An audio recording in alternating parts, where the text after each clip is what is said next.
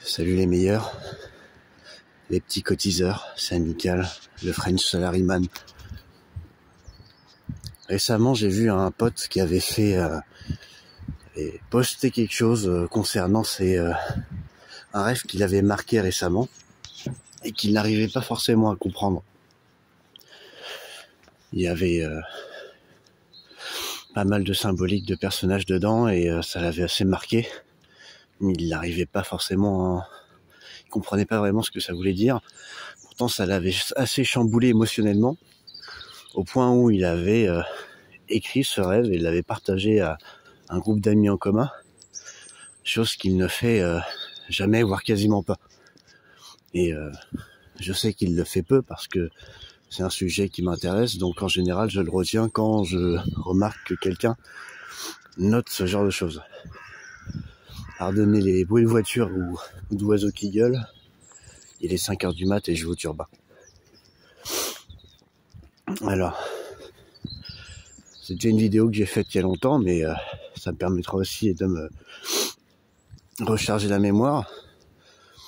J'ai déjà expliqué il y a, je crois, 6 mois, 1 an, comment comprendre ses rêves et l'assimilation des symboliques globales d'une personne vis-à-vis de concernant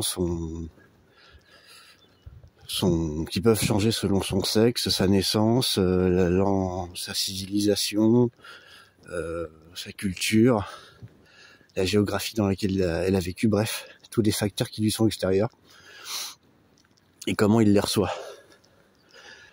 Mais j'ai jamais forcément parlé de la formation de souvenirs et de comment se forment vos systèmes neuronaux afin de les garder, de s'en rappeler, et le fait que certains souvenirs puissent en amener d'autres ou faire ressentir quelque chose qui ont un rapport avec... Bref, je pense que c'est un côté un peu plus technique qui pourrait en inspirer certains ou leur donner une idée assez vague mais claire, ou en tout cas instinctive du fonctionnement de la chose, et approfondir le fait de pourquoi acheter un bouquin qui est censé vous expliquer la signification de vos rêves, c'est pas la meilleure des idées.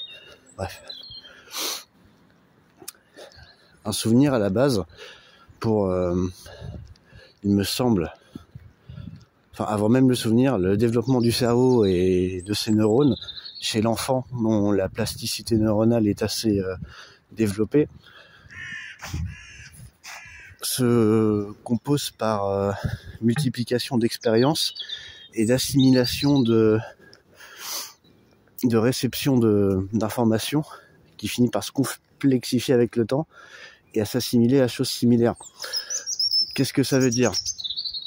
Un enfant qui voit le verre va éventuellement faire internaliser le concept du verre, son souvenir, et à mesure d'expérience et qu'il grandit, il pourra l'assimiler à d'autres réceptions de ses sens, des objets, des concepts. Par exemple, peut-être que le verre, il va l'assimiler à la salade, que sa maman essaiera de lui faire bouffer, il pourra l'assimiler aux feuilles, et les feuilles, il assimilera ça au concept des arbres.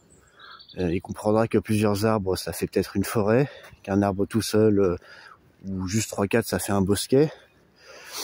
Et du concept d'arbre viendra le concept de grandeur, qui pourra s'assimiler à son papa, qui lui-même est grand. Donc symboliquement, voir un arbre qui est grand et son papa qui fait 4 fois sa taille, ça pourra peut-être l'inspirer, ça pourra lui rappeler le concept de grandeur. Et peut-être que parfois il pensera à un arbre en voyant son père. C'est vraiment très grossier ce que je viens de dire, mais c'est un peu comme ça que fonctionne la construction du souvenir dans une personne alors qu'elle grandit, et sa rétribution. Alors ça, c'est mignon, mais une fois à l'âge adolescent, adulte et plus, toutes ces petites accumulations de compréhension d'un concept, de traduction dans notre cerveau de signaux extérieurs s'accumulent, ça crée des réseaux neuronaux qui sont extrêmement complexes, d'une complexité incroyable même. Et in fine, votre cerveau, en général, s'il est en bonne santé, finit par avoir des techniques pour récupérer vos souvenirs ou vous rappeler des choses qui pourraient vous être utiles sur le moment de deux grandes manières principales.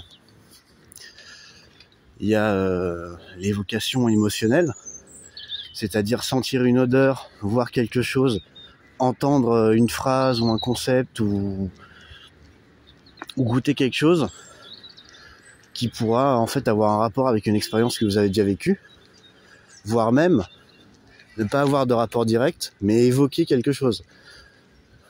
Vous allez peut-être voir une Twingo un jour, et comme c'est dans une Twingo que vous avez baisé votre première nana, et ben ça pourrait peut-être que voir une Twingo, ça vous rappellera des souvenirs de baise. C'est un exemple à la con, hein, mais c'est comme ça que ça fonctionne. Ou juste voir des bagnoles, ça peut-être vous rappeler que vous devez changer l'huile de la vôtre. Voir un arbre, ça vous rappellera un sapin. Vu qu'un sapin c'est grand, ça vous rappellera des souvenirs d'enfance où vous voyez votre papa qui faisait 4 fois votre taille. Enfin, le cerveau voit un concept, les circuits neuronaux qui ne sont pas forcément directement liés créent des connexions entre elles par assimilation de concepts personnels, et ensuite se développe un cheminement pensé qui fait que vous êtes unique en tant qu'individu, de manière assez grossière bien évidemment, et ce qui compose votre expérience humaine, personnelle. La deuxième méthode de récupération des souvenirs, elle peut changer d'individu en individu. Là, je vais partir un peu plus dans l'abstrait, mais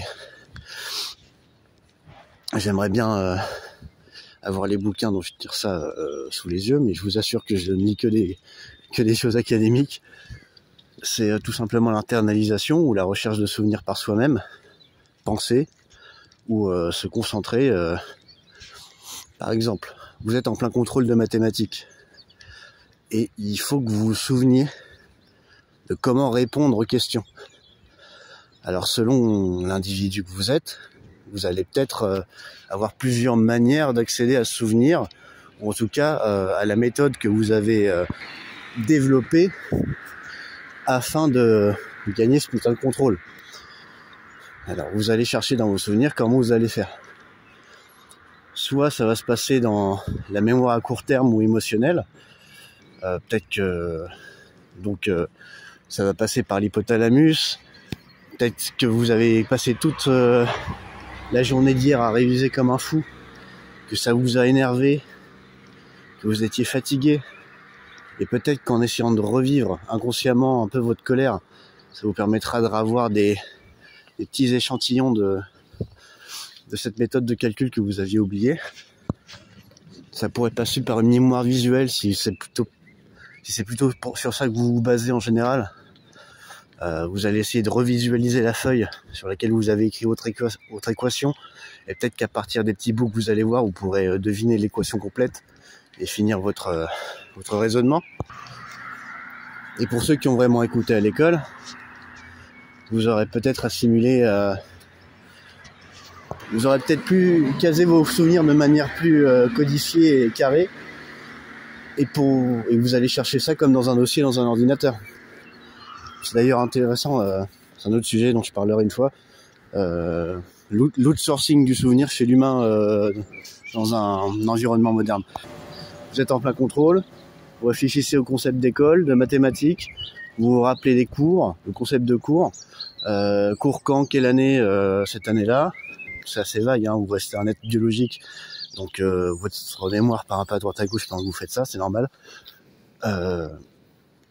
De là où vous vous souvenez de vos cours avec Madame Machin, et Madame Machin, et vous avez donné peut-être une méthode logique, mathématique, ou rigolote de vous souvenir de l'équation pour faire votre putain de contrôle. Bref, il y a plein de tricks qui, grosso merdo, se basent sur deux choses pour la rétribution des souvenirs. C'est se baser sur une expérience qui est liée à vos sens, donc réception, ou une recherche interne qui a lieu d'une symbolique ou d'un événement passé qui a rapport avec ce que vous êtes en train de vivre. Donc Donc vous allez pouvoir émettre quelque chose qui vous sera bénéfique vis-à-vis de votre situation. Mais grosso merdo, quand vous vous intéressez aux lectures qui parlent de neuropsychologie, de fonctionnement de système neuronal, vous verrez qu'il y a cette logique d'émetteur-récepteur qui vient assez souvent dans le fonctionnement de vos cerveaux, qui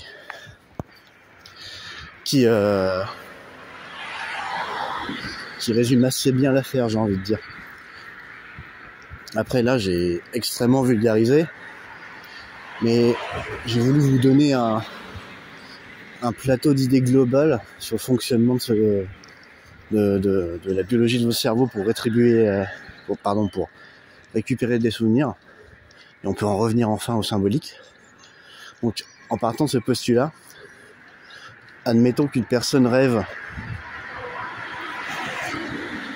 qu'elle fait une cabane dans une forêt et que cette cabane se transforme en bateau. Vous prenez un livre qui est censé vous expliquer la symbologie des rêves et des trucs qui pourraient être communs et qui vont peut-être vous parler quand je vous parle, c'est ok, ça se trouvait dans une forêt, il n'y avait pas forcément beaucoup de soleil, donc il y a la notion du fait que tu es perdu, ça peut être lié à une recherche interne, une forêt, peut-être qu'il y avait du brouillard. Enfin, c'est le genre de livre qui essaie de vous implanter des idées au lieu de vous aider à développer la vôtre, hein. C'est comme ça que ça fait vendre. C'était déjà à la mode dans les années 70. Alors qu'en fait, une forêt, pour vous, ça peut vouloir dire autre chose. Peut-être que vous êtes une personne qui a toujours vécu en ville, qui a peu eu l'occasion d'aller dans une forêt, et voir ça dans un rêve, ça peut parler aux choses en fait que vous assimilez vis-à-vis d'une forêt. Peut-être le fait d'être dans un territoire qui vous fascine et qui est plein d'inconnus, mais aussi plein de choses dont vous êtes curieux. Et construire une cabane, la construction d'une maison, on vous dira que c'est l'idée de construire quelque chose qui est périn, essayer de conquérir un territoire. Alors que peut-être que pour vous, construire une cabane, c'était une horreur parce que dans votre enfance, votre père vous avait forcé à en créer une avec lui, alors que vous détestez ça et que vous aviez toujours eu le vertige. Enfin, ça, c'est un truc que vous pouvez creuser comme ça.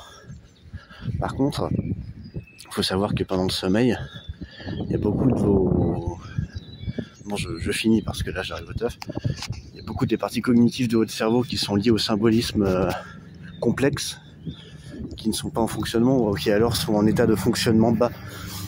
Donc, si vous cherchez à comprendre... donc cherchez à faire de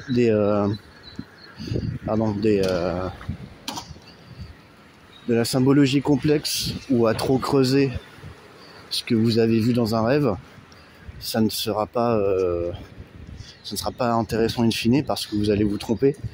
Il faut vraiment se baser sur vos expériences personnelles, sur votre compréhension rien qu'à vous de ce que vous avez vu et pas partir trop loin non plus. En fait, une lecture de rêve doit être très simple et quand je vous dis forêt, votre expérience vis-à-vis de la forêt, vous vous basez simplement sur votre expérience personnelle et ce qui vous vient directement en tête.